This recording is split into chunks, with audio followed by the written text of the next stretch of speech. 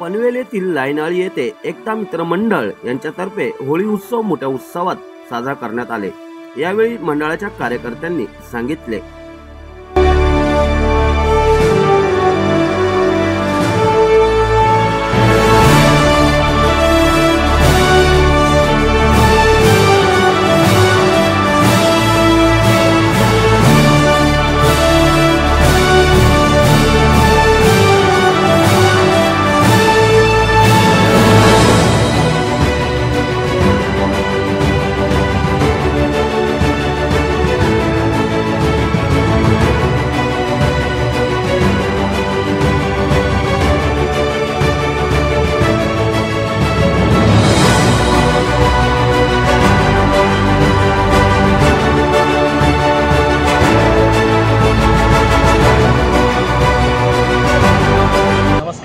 सर्वप्रथम सर्व नागरिकांना होळी उत्सवाच्या मनपूर्वक शुभेच्छा। तसंच उद्याचं धुलीवंदन, छत्रपती शिवाजी महाराज जयंती आणि रंगपंचमीच्या सर्व नागरिकांना लक्ष शुभेच्छा।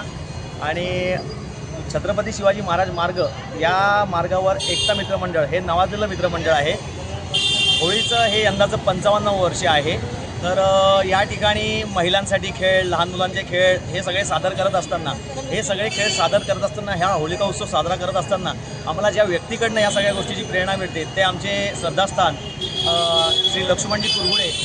काही 2 वर्षापूर्वी त्यांना देवाज्ञा झाली, पण त्यांनीच शिकवलेल्या मार्गावर आम्ही चालण्याचा हा प्रयत्न करतो आहे। तर इथल्या स्थानिक रहिवाशांसाठी विविध प्रकारचे खेळ घेऊन आम्ही हा होलिका उत्सव गुण्यागोविंदाने सगळा साजरा करण्याचा आमचा नेहमीच प्रयत्न असतो आणि दिलेल्या मार्गावर आम्ही चालण्याचा प्रयत्न करतो। सण हा फार मोठ्या उत्साहात साजरा केला जातो। वर्षानुवर्ष उत्सव साजरा केला जातो सण हा। त्याच्यामध्ये धुलीवड असते, महाप्रसादाचं आयोजन केलं जातं आणि महिला वर्ग, पुरुष वर्ग अशा एकत्रित रीतीने हा सण मोठ्या उत्साहात साजरा केला जातो। लक्ष्मण कुरगुडे यांच्या माध्यमातून जी सुरुवात झालेली आहे, त्या माध्यमातून लहान मुलं, वरिष्ठ सर्व मंडळी त्या परंपरेने हा सण साजरा करत आहेत। त्याचबरोबर हनुमान मंदिर जे आहे त्या मंदिराला साजेसं त्याच्याशी एकरूप राहून तेव्हा हा उत्सव मोठ्या उत्साहाने आम्ही साजरा करतो। परंतु या ठिकाणी होळी ही सुंदर अशी देखावा या ठिकाणी लायनाळीमध्ये साजरा केली जाते। नक्की काय उद्देश आहे या होळीचा?